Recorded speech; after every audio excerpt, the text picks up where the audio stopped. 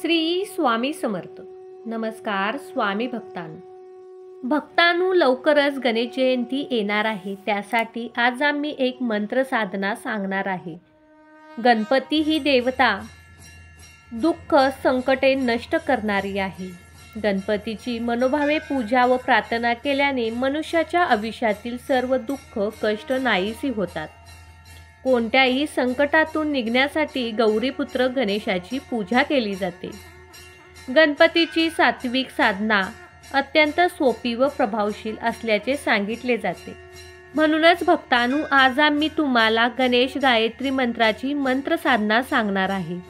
मनोभावे या मंत्राचा जप दररोज 108 वेळा करावा.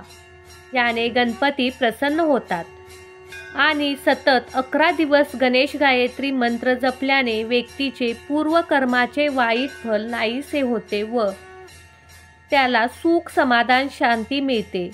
त्याचबरोबर गणपती बाप्पांचे शुभ आशीर्वाद मिळतात. सर्व संकटातून दुःखातून त्या व्यक्तीची मुक्तता होते.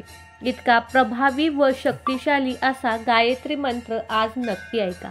चला तर मग भक्तांनो, या मंत्राला सुरुवात करूया.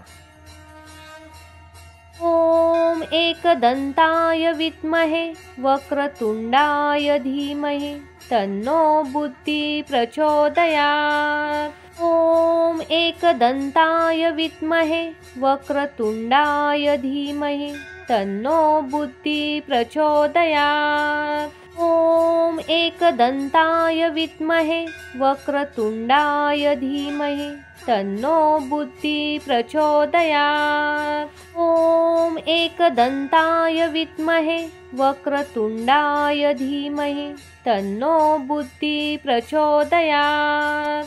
ओम एकदंताय विद्महे वक्रतुंडाय धीमहि तन्नो बुद्धि प्रचोदयात्. ओम एकदंताय विद्महे वक्रतुंडाय धीमहि तन्नो बुद्धि प्रचोदयात्. ओम एकदंताय विद्महे वक्रतुंडाय धीमहि तन्नो बुद्धि प्रचोदयात्. ओम एकदंताय विद्महे वक्रतुंडाय धीमहि तन्नो बुद्धि प्रचोदयात्. ओम एकदंताय विद्महे वक्रतुंडाय धीमहि तन्नो बुद्धि प्रचोदयात्. ओम एकदंताय विद्महे वक्रतुंडाय धीमहि तन्नो बुद्धि प्रचोदयात्. ओम एकदंताय विद्महे वक्रतुंडाय धीमहि तन्नो बुद्धि प्रचोदयात्. ओम एकदंताय विद्महे वक्रतुंडाय धीमहि तन्नो बुद्धि प्रचोदयात्. ओम एकदंताय विद्महे वक्रतुंडाय धीमहि तन्नो बुद्धि प्रचोदयात्. ओम एकदंताय विद्महे वक्रतुंडाय धीमहि तन्नो बुद्धि प्रचोदयात्. ओम एकदंताय विद्महे वक्रतुंडाय धीमहि तन्नो बुद्धि प्रचोदयात्. ओम एकदंताय विद्महे वक्रतुंडाय धीमहि तन्नो बुद्धि प्रचोदयात्. ओम एकदंताय विद्महे वक्रतुंडाय धीमहि तन्नो बुद्धि प्रचोदयात्. ओम एकदंताय विद्महे वक्रतुंडाय धीमहि तन्नो बुद्धि प्रचोदयात्. ओम एकदंताय विद्महे वक्रतुंडाय धीमहि तन्नो बुद्धि प्रचोदयात्. ओम एकदंताय विद्महे वक्रतुंडाय धीमहि तन्नो बुद्धि प्रचोदयात्. ओम एकदंताय विद्महे वक्रतुंडाय धीमहि तन्नो बुद्धि प्रचोदयात्. ओम एकदंताय विद्महे वक्रतुंडाय धीमहि तन्नो बुद्धि प्रचोदयात्। ॐ एकदन्ताय विद्महे वक्रतुण्डाय धीमहि तन्नो बुद्धिः प्रचोदयात्। ॐ एकदन्ताय विद्महे वक्रतुण्डाय धीमहि तन्नो बुद्धिः प्रचोदयात्। ॐ एकदन्ताय विद्महे वक्रतुण्डाय धीमहि तन्नो बुद्धिः प्रचोदयात्। ॐ एकदन्ताय विद्महे वक्रतुण्डाय धीमहि तन्नो बुद्धिः प्रचोदयात्। ॐ एकदन्ताय विद्महे वक्रतुण्डाय धीमहि तन्नो बुद्धिः प्रचोदयात्। ॐ एकदन्ताय विद्महे वक्रतुण्डाय धीमहि तन्नो बुद्धिः प्रचोदयात्। ॐ एकदन्ताय विद्महे वक्रतुण्डाय धीमहि तन्नो बुद्धिः प्रचोदयात्। ॐ एकदन्ताय विद्महे वक्रतुण्डाय धीमहि तन्नो बुद्धिः प्रचोदयात्। ॐ एकदन्ताय विद्महे वक्रतुण्डाय धीमहि तन्नो बुद्धिः प्रचोदयात्। ॐ एकदन्ताय विद्महे वक्रतुण्डाय धीमहि तन्नो बुद्धिः प्रचोदयात्। ॐ एकदन्ताय विद्महे वक्रतुण्डाय धीमहि तन्नो बुद्धिः प्रचोदयात्। ॐ एकदन्ताय विद्महे वक्रतुण्डाय धीमहि तन्नो बुद्धिः प्रचोदयात्। ॐ एकदन्ताय विद्महे वक्रतुण्डाय धीमहि तन्नो बुद्धिः प्रचोदयात्। ॐ एकदन्ताय विद्महे वक्रतुण्डाय धीमहि तन्नो बुद्धिः प्रचोदयात्।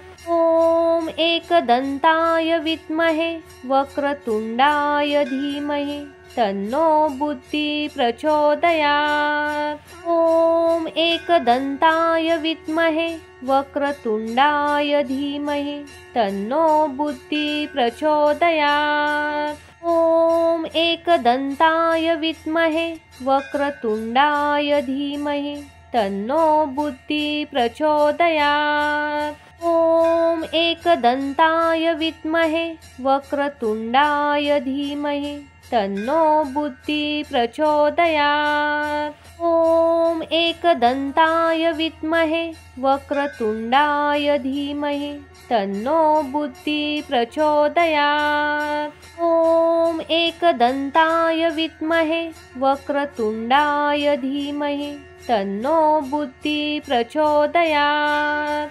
ॐ एकदन्ताय विद्महे वक्रतुण्डाय धीमहि तन्नो बुद्धिः प्रचोदयात्। ॐ एकदन्ताय विद्महे वक्रतुण्डाय धीमहि तन्नो बुद्धिः प्रचोदयात्। ॐ एकदन्ताय विद्महे वक्रतुण्डाय धीमहि तन्नो बुद्धिः प्रचोदयात्। ॐ एकदन्ताय विद्महे वक्रतुण्डाय धीमहि तन्नो बुद्धिः प्रचोदयात्। ॐ एकदन्ताय विद्महे वक्रतुण्डाय धीमहि तन्नो बुद्धिः प्रचोदयात्। ॐ एकदन्ताय विद्महे वक्रतुण्डाय धीमहि तन्नो बुद्धिः प्रचोदयात्।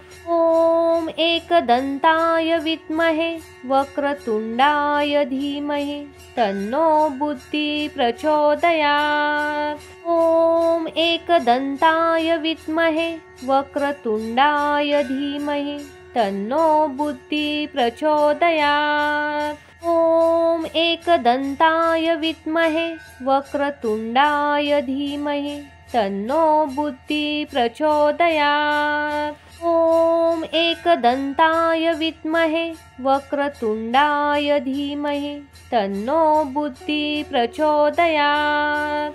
ॐ एकदन्ताय विद्महे वक्रतुण्डाय धीमहि तन्नो बुद्धिः प्रचोदयात्। ॐ एकदन्ताय विद्महे वक्रतुण्डाय धीमहि तन्नो बुद्धिः प्रचोदयात्।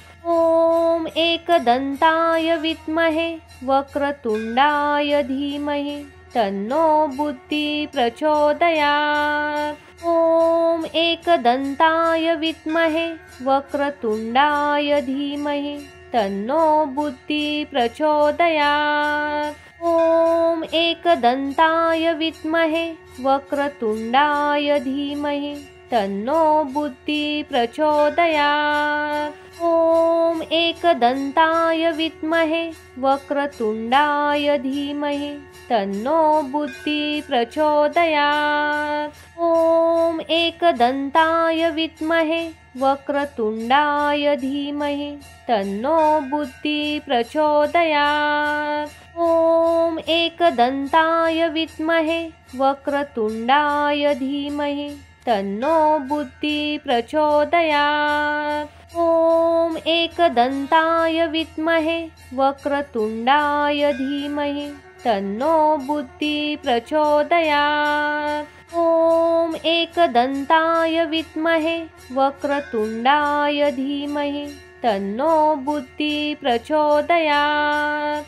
ॐ एकदन्ताय विद्महे वक्रतुण्डाय धीमहि तन्नो बुद्धिः प्रचोदयात्। ॐ एकदन्ताय विद्महे वक्रतुण्डाय धीमहि तन्नो बुद्धिः प्रचोदयात्। ॐ एकदन्ताय विद्महे वक्रतुण्डाय धीमहि तन्नो बुद्धिः प्रचोदयात्। ॐ एकदन्ताय विद्महे वक्रतुण्डाय धीमहि तन्नो बुद्धिः प्रचोदयात्। ॐ एकदन्ताय विद्महे वक्रतुण्डाय धीमहि तन्नो बुद्धिः प्रचोदयात्। ॐ एकदन्ताय विद्महे वक्रतुण्डाय धीमहि तन्नो बुद्धिः प्रचोदयात्। ॐ एकदन्ताय विद्महे वक्रतुण्डाय धीमहि तन्नो बुद्धिः प्रचोदयात्। ॐ एकदन्ताय विद्महे वक्रतुण्डाय धीमहि तन्नो बुद्धिः प्रचोदयात्। ॐ एकदन्ताय विद्महे वक्रतुण्डाय धीमहि तन्नो बुद्धिः प्रचोदयात्। ॐ एकदन्ताय विद्महे वक्रतुण्डाय धीमहि तन्नो बुद्धिः प्रचोदयात्। ॐ एकदन्ताय विद्महे वक्रतुण्डाय धीमहि तन्नो बुद्धिः प्रचोदयात्। ॐ एकदन्ताय विद्महे वक्रतुण्डाय धीमहि तन्नो बुद्धिः प्रचोदयात्। ॐ एकदन्ताय विद्महे वक्रतुण्डाय धीमहि तन्नो बुद्धिः प्रचोदयात्। ॐ एकदन्ताय विद्महे वक्रतुण्डाय धीमहि तन्नो बुद्धिः प्रचोदयात्। ॐ एकदन्ताय विद्महे वक्रतुण्डाय धीमहि तन्नो बुद्धिः प्रचोदयात्। ॐ एकदन्ताय विद्महे वक्रतुण्डाय धीमहि तन्नो बुद्धिः प्रचोदयात्। ॐ एकदन्ताय विद्महे वक्रतुण्डाय धीमहि तन्नो बुद्धिः प्रचोदयात्।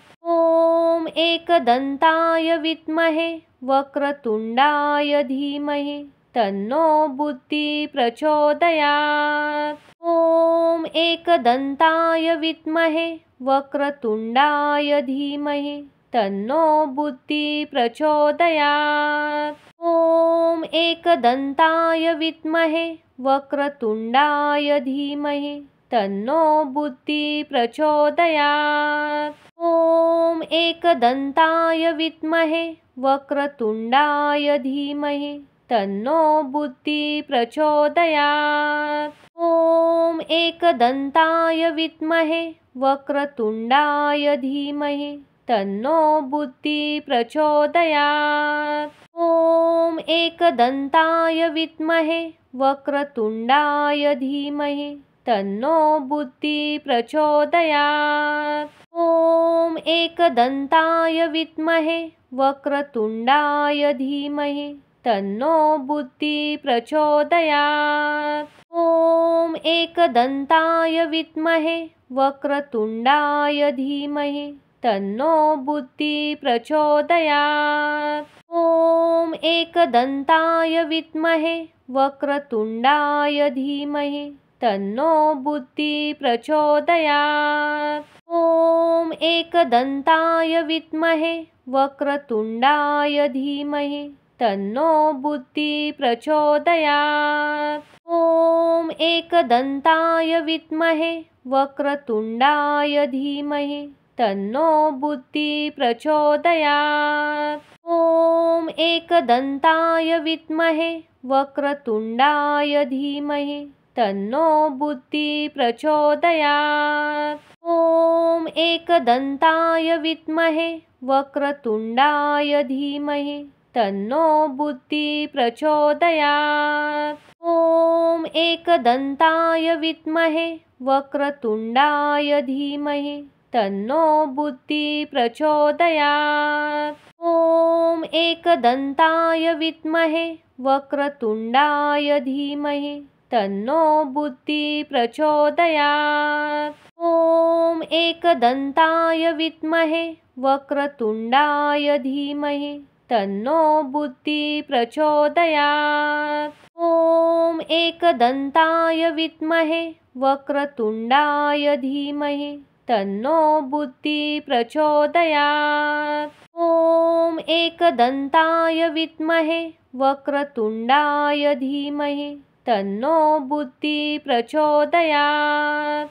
ॐ एकदन्ताय विद्महे वक्रतुण्डाय धीमहि तन्नो बुद्धिः प्रचोदयात्। ॐ एकदन्ताय विद्महे वक्रतुण्डाय धीमहि तन्नो बुद्धिः प्रचोदयात्।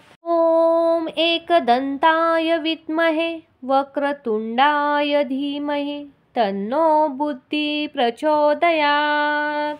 ॐ एकदन्ताय विद्महे वक्रतुण्डाय धीमहि तन्नो बुद्धिः प्रचोदयात्। ॐ एकदन्ताय विद्महे वक्रतुण्डाय धीमहि तन्नो बुद्धिः प्रचोदयात्। ॐ एकदन्ताय विद्महे वक्रतुण्डाय धीमहि तन्नो बुद्धिः प्रचोदयात्। ॐ एकदन्ताय विद्महे वक्रतुण्डाय धीमहि तन्नो बुद्धिः प्रचोदयात्। ॐ एकदन्ताय विद्महे वक्रतुण्डाय धीमहि तन्नो बुद्धिः प्रचोदयात्। ॐ एकदन्ताय विद्महे वक्रतुण्डाय धीमहि तन्नो बुद्धिः प्रचोदयात्। ॐ एकदन्ताय विद्महे वक्रतुण्डाय धीमहि तन्नो बुद्धिः प्रचोदयात्। ॐ एकदन्ताय विद्महे वक्रतुण्डाय धीमहि तन्नो बुद्धिः प्रचोदयात्।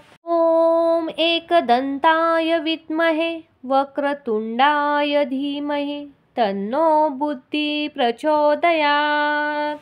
ॐ एकदन्ताय विद्महे वक्रतुण्डाय धीमहि तन्नो बुद्धिः प्रचोदयात्। ॐ एकदन्ताय विद्महे वक्रतुण्डाय धीमहि तन्नो बुद्धिः प्रचोदयात्। ॐ एकदन्ताय विद्महे वक्रतुण्डाय धीमहि तन्नो बुद्धिः प्रचोदयात्। ॐ एकदन्ताय विद्महे वक्रतुण्डाय धीमहि तन्नो बुद्धिः प्रचोदयात्। ॐ एकदन्ताय विद्महे वक्रतुण्डाय धीमहि तन्नो बुद्धिः प्रचोदयात्। ॐ एकदन्ताय विद्महे वक्रतुण्डाय धीमहि तन्नो बुद्धिः प्रचोदयात्। ॐ एकदन्ताय विद्महे वक्रतुण्डाय धीमहि तन्नो बुद्धिः प्रचोदयात्। ॐ एकदन्ताय विद्महे वक्रतुण्डाय धीमहि तन्नो बुद्धिः प्रचोदयात्। ॐ एकदन्ताय विद्महे वक्रतुण्डाय धीमहि तन्नो बुद्धिः प्रचोदयात्। ॐ एकदन्ताय विद्महे वक्रतुण्डाय धीमहि तन्नो बुद्धिः प्रचोदयात्। ॐ एकदन्ताय विद्महे वक्रतुण्डाय धीमहि तन्नो बुद्धिः प्रचोदयात्। ॐ एकदन्ताय विद्महे वक्रतुण्डाय धीमहि तन्नो बुद्धिः प्रचोदयात्। ॐ एकदन्ताय विद्महे वक्रतुण्डाय धीमहि तन्नो बुद्धिः प्रचोदयात्। ॐ एकदन्ताय विद्महे वक्रतुण्डाय धीमहि तन्नो बुद्धिः प्रचोदयात्। ॐ एकदन्ताय विद्महे वक्रतुण्डाय धीमहि तन्नो बुद्धिः प्रचोदयात्। ॐ एकदन्ताय विद्महे वक्रतुण्डाय धीमहि तन्नो बुद्धिः प्रचोदयात्। ॐ एकदन्ताय विद्महे वक्रतुण्डाय धीमहि तन्नो बुद्धिः प्रचोदयात्। ॐ एकदन्ताय विद्महे वक्रतुण्डाय धीमहि तन्नो बुद्धिः प्रचोदयात्। ॐ एकदन्ताय विद्महे वक्रतुण्डाय धीमहि तन्नो बुद्धिः प्रचोदयात्। ॐ एकदन्ताय विद्महे वक्रतुण्डाय धीमहि तन्नो बुद्धिः प्रचोदयात्। ॐ एकदन्ताय विद्महे वक्रतुण्डाय धीमहि तन्नो बुद्धिः प्रचोदयात्। ॐ एकदन्ताय विद्महे वक्रतुण्डाय धीमहि तन्नो बुद्धिः प्रचोदयात्। ॐ एकदन्ताय विद्महे वक्रतुण्डाय धीमहि तन्नो बुद्धिः प्रचोदयात्। ॐ एकदन्ताय विद्महे वक्रतुण्डाय धीमहि तन्नो बुद्धिः प्रचोदयात्। ॐ एकदन्ताय विद्महे वक्रतुण्डाय धीमहि तन्नो बुद्धिः प्रचोदयात्। ॐ एकदन्ताय विद्महे वक्रतुण्डाय धीमहि तन्नो बुद्धिः प्रचोदयात्। ॐ एकदन्ताय विद्महे वक्रतुण्डाय धीमहि तन्नो बुद्धिः प्रचोदयात्। ॐ एकदन्ताय विद्महे वक्रतुण्डाय धीमहि तन्नो बुद्धिः प्रचोदयात्। ॐ एकदन्ताय विद्महे वक्रतुण्डाय धीमहि तन्नो बुद्धिः प्रचोदयात्। ॐ एकदन्ताय विद्महे वक्रतुण्डाय धीमहि तन्नो बुद्धिः प्रचोदयात्। ॐ एकदन्ताय विद्महे वक्रतुण्डाय धीमहि तन्नो बुद्धिः प्रचोदयात्। ॐ एकदन्ताय विद्महे वक्रतुण्डाय धीमहि तन्नो बुद्धिः प्रचोदयात्। ॐ एकदन्ताय विद्महे वक्रतुण्डाय धीमहि तन्नो बुद्धिः प्रचोदयात्। ॐ एकदन्ताय विद्महे वक्रतुण्डाय धीमहि तन्नो बुद्धिः प्रचोदयात्। ॐ एकदन्ताय विद्महे वक्रतुण्डाय धीमहि तन्नो बुद्धिः प्रचोदयात्। ॐ एकदन्ताय विद्महे वक्रतुण्डाय धीमहि तन्नो बुद्धिः प्रचोदयात्। ॐ एकदन्ताय विद्महे वक्रतुण्डाय धीमहि तन्नो बुद्धिः प्रचोदयात्।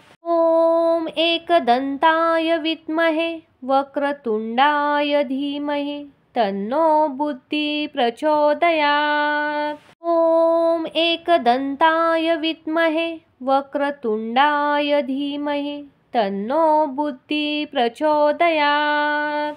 ॐ एकदन्ताय विद्महे वक्रतुण्डाय धीमहि तन्नो बुद्धिः प्रचोदयात्। ॐ एकदन्ताय विद्महे वक्रतुण्डाय धीमहि तन्नो बुद्धिः प्रचोदयात्। ॐ एकदन्ताय विद्महे वक्रतुण्डाय धीमहि तन्नो बुद्धिः प्रचोदयात्। ॐ एकदन्ताय विद्महे वक्रतुण्डाय धीमहि तन्नो बुद्धिः प्रचोदयात्। ॐ एकदन्ताय विद्महे वक्रतुण्डाय धीमहि तन्नो बुद्धिः प्रचोदयात्। ॐ एकदन्ताय विद्महे वक्रतुण्डाय धीमहि तन्नो बुद्धिः प्रचोदयात्। ॐ एकदन्ताय विद्महे वक्रतुण्डाय धीमहि तन्नो बुद्धिः प्रचोदयात्। ॐ एकदन्ताय विद्महे वक्रतुण्डाय धीमहि तन्नो बुद्धिः प्रचोदयात्। ॐ एकदन्ताय विद्महे वक्रतुण्डाय धीमहि तन्नो बुद्धिः प्रचोदयात्। ॐ एकदन्ताय विद्महे वक्रतुण्डाय धीमहि तन्नो बुद्धिः प्रचोदयात्। ॐ एकदन्ताय विद्महे वक्रतुण्डाय धीमहि तन्नो बुद्धिः प्रचोदयात्। ॐ एकदन्ताय विद्महे वक्रतुण्डाय धीमहि तन्नो बुद्धिः प्रचोदयात्।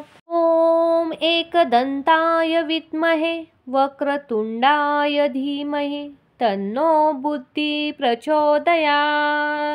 ॐ एकदन्ताय विद्महे वक्रतुण्डाय धीमहि तन्नो बुद्धिः प्रचोदयात्। ॐ एकदन्ताय विद्महे वक्रतुण्डाय धीमहि तन्नो बुद्धिः प्रचोदयात्। ॐ एकदन्ताय विद्महे वक्रतुण्डाय धीमहि तन्नो बुद्धिः प्रचोदयात्। ॐ एकदन्ताय विद्महे वक्रतुण्डाय धीमहि तन्नो बुद्धिः प्रचोदयात्। ॐ एकदन्ताय विद्महे वक्रतुण्डाय धीमहि तन्नो बुद्धिः प्रचोदयात्। ॐ एकदन्ताय विद्महे वक्रतुण्डाय धीमहि तन्नो बुद्धिः प्रचोदयात्। ॐ एकदन्ताय विद्महे वक्रतुण्डाय धीमहि तन्नो बुद्धिः प्रचोदयात्। ॐ एकदन्ताय विद्महे वक्रतुण्डाय धीमहि तन्नो बुद्धिः प्रचोदयात्।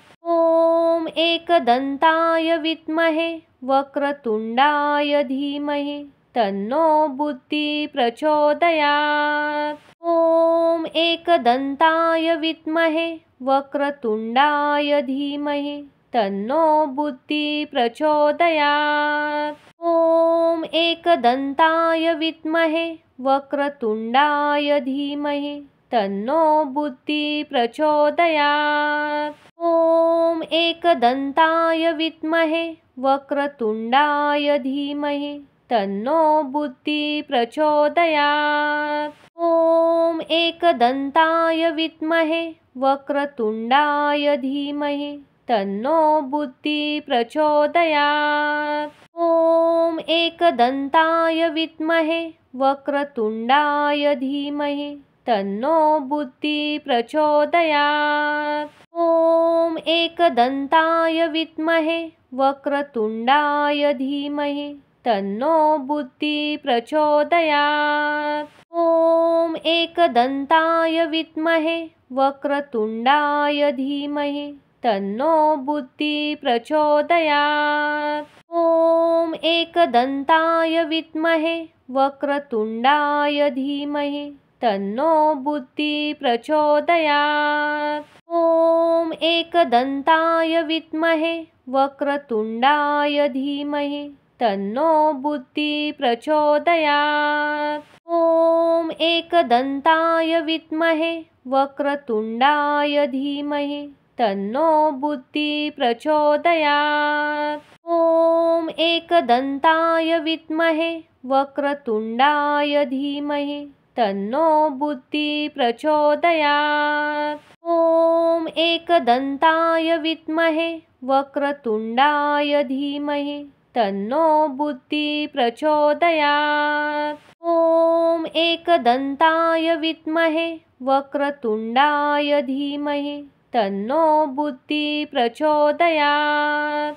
ॐ एकदन्ताय विद्महे वक्रतुण्डाय धीमहि तन्नो बुद्धिः प्रचोदयात्। ॐ एकदन्ताय विद्महे वक्रतुण्डाय धीमहि तन्नो बुद्धिः प्रचोदयात्। ॐ एकदन्ताय विद्महे वक्रतुण्डाय धीमहि तन्नो बुद्धिः प्रचोदयात्। ॐ एकदन्ताय विद्महे वक्रतुण्डाय धीमहि तन्नो बुद्धिः प्रचोदयात्। ॐ एकदन्ताय विद्महे वक्रतुण्डाय धीमहि तन्नो बुद्धिः प्रचोदयात्। ॐ एकदन्ताय विद्महे वक्रतुण्डाय धीमहि तन्नो बुद्धिः प्रचोदयात्। ॐ एकदन्ताय विद्महे वक्रतुण्डाय धीमहि तन्नो बुद्धिः प्रचोदयात्। ॐ एकदन्ताय विद्महे वक्रतुण्डाय धीमहि तन्नो बुद्धिः प्रचोदयात्। ॐ एकदन्ताय विद्महे वक्रतुण्डाय धीमहि तन्नो बुद्धिः प्रचोदयात्। ॐ एकदन्ताय विद्महे वक्रतुण्डाय धीमहि तन्नो बुद्धिः प्रचोदयात्। ॐ एकदन्ताय विद्महे वक्रतुण्डाय धीमहि तन्नो बुद्धिः प्रचोदयात्। ॐ एकदन्ताय विद्महे वक्रतुण्डाय धीमहि तन्नो बुद्धिः प्रचोदयात्। ॐ एकदन्ताय विद्महे वक्रतुण्डाय धीमहि तन्नो बुद्धिः प्रचोदयात्। ॐ एकदन्ताय विद्महे वक्रतुण्डाय धीमहि तन्नो बुद्धिः प्रचोदयात्। ॐ एकदन्ताय विद्महे वक्रतुण्डाय धीमहि तन्नो बुद्धिः प्रचोदयात्। ॐ एकदन्ताय विद्महे वक्रतुण्डाय धीमहि तन्नो बुद्धिः प्रचोदयात्। ॐ एकदन्ताय विद्महे वक्रतुण्डाय धीमहि तन्नो बुद्धिः प्रचोदयात्। ॐ एकदन्ताय विद्महे वक्रतुण्डाय धीमहि तन्नो बुद्धिः प्रचोदयात्। ॐ एकदन्ताय विद्महे वक्रतुण्डाय धीमहि तन्नो बुद्धिः प्रचोदयात्। ॐ एकदन्ताय विद्महे वक्रतुण्डाय धीमहि तन्नो बुद्धिः प्रचोदयात्। ॐ एकदन्ताय विद्महे वक्रतुण्डाय धीमहि तन्नो बुद्धिः प्रचोदयात्। ॐ एकदन्ताय विद्महे वक्रतुण्डाय धीमहि तन्नो बुद्धिः प्रचोदयात्। ॐ ॐ एकदन्ताय विद्महे वक्रतुण्डाय धीमहि तन्नो बुद्धिः प्रचोदयात्। ॐ एकदन्ताय विद्महे वक्रतुण्डाय धीमहि तन्नो बुद्धिः प्रचोदयात्। ॐ एकदन्ताय विद्महे वक्रतुण्डाय धीमहि तन्नो बुद्धिः प्रचोदयात्। ॐ एकदन्ताय विद्महे वक्रतुण्डाय धीमहि तन्नो बुद्धिः प्रचोदयात्। ॐ एकदन्ताय विद्महे वक्रतुण्डाय धीमहि तन्नो बुद्धिः प्रचोदयात्। ॐ एकदन्ताय विद्महे वक्रतुण्डाय धीमहि तन्नो बुद्धिः प्रचोदयात्। ॐ एकदन्ताय विद्महे वक्रतुण्डाय धीमहि तन्नो बुद्धिः प्रचोदयात्। ॐ एकदन्ताय विद्महे वक्रतुण्डाय धीमहि तन्नो बुद्धिः प्रचोदयात्। ॐ एकदन्ताय विद्महे वक्रतुण्डाय धीमहि तन्नो बुद्धिः प्रचोदयात्। ॐ एकदन्ताय विद्महे वक्रतुण्डाय धीमहि तन्नो बुद्धिः प्रचोदयात्। ॐ एकदन्ताय विद्महे वक्रतुण्डाय धीमहि तन्नो बुद्धिः प्रचोदयात्। ॐ एकदन्ताय विद्महे वक्रतुण्डाय धीमहि तन्नो बुद्धिः प्रचोदयात्।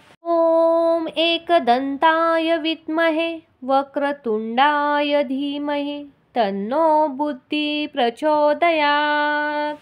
ॐ एकदन्ताय विद्महे वक्रतुण्डाय धीमहि तन्नो बुद्धिः प्रचोदयात्। ॐ एकदन्ताय विद्महे वक्रतुण्डाय धीमहि तन्नो बुद्धिः प्रचोदयात्। ॐ एकदन्ताय विद्महे वक्रतुण्डाय धीमहि तन्नो बुद्धिः प्रचोदयात्। ॐ एकदन्ताय विद्महे वक्रतुण्डाय धीमहि तन्नो बुद्धिः प्रचोदयात्।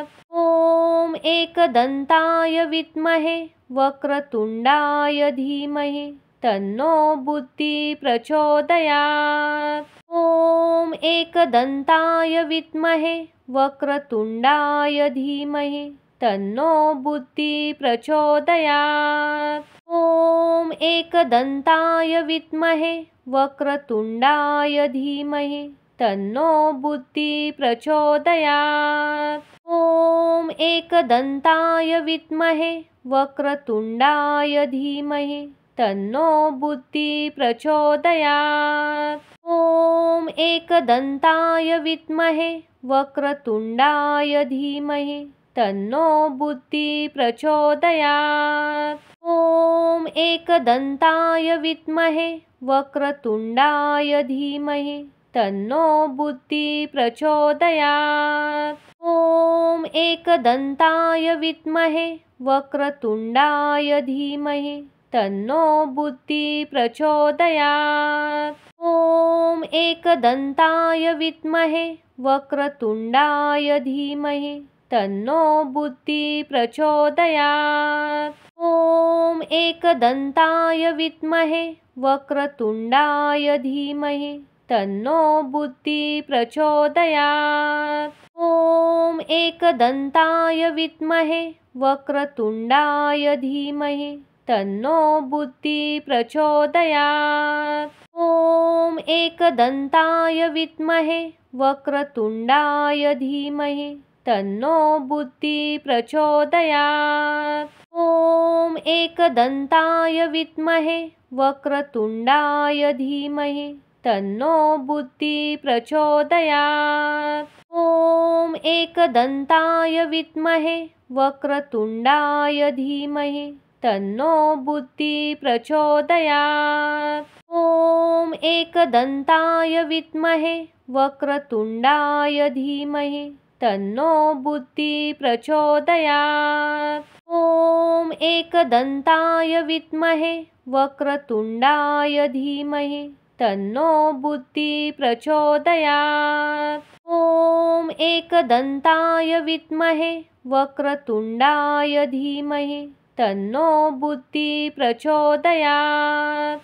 ॐ एकदन्ताय विद्महे वक्रतुण्डाय धीमहि तन्नो बुद्धिः प्रचोदयात्। ॐ एकदन्ताय विद्महे वक्रतुण्डाय धीमहि तन्नो बुद्धिः प्रचोदयात्।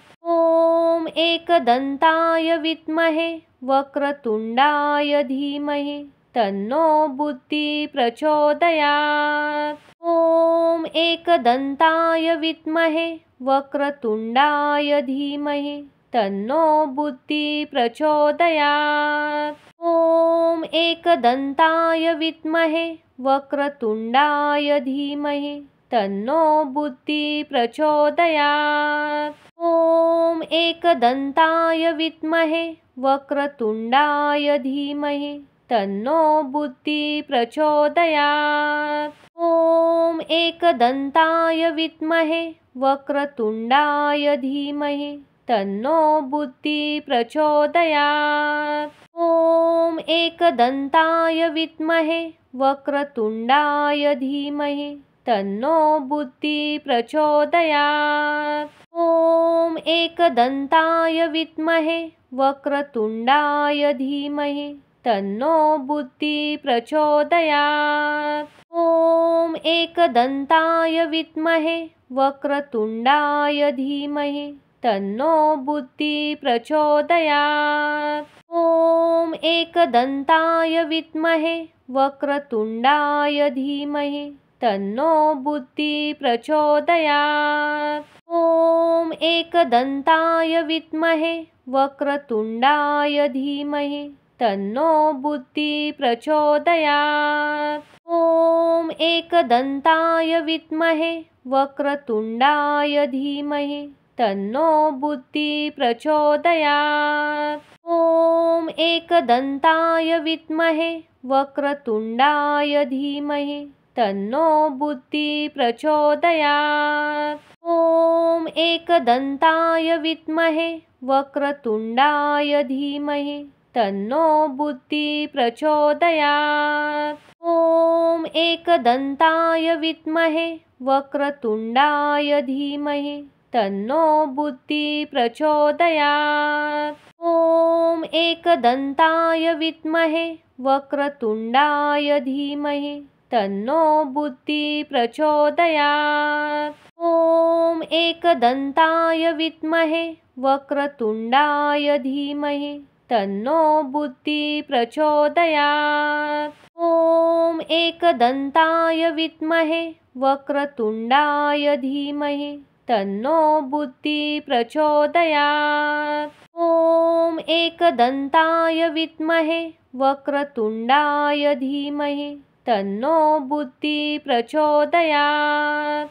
ॐ एकदन्ताय विद्महे वक्रतुण्डाय धीमहि तन्नो बुद्धिः प्रचोदयात्।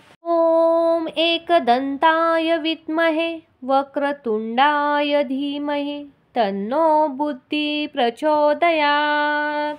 ॐ एकदन्ताय विद्महे वक्रतुण्डाय धीमहि तन्नो बुद्धिः प्रचोदयात्। ॐ एकदन्ताय विद्महे वक्रतुण्डाय धीमहि तन्नो बुद्धिः प्रचोदयात्।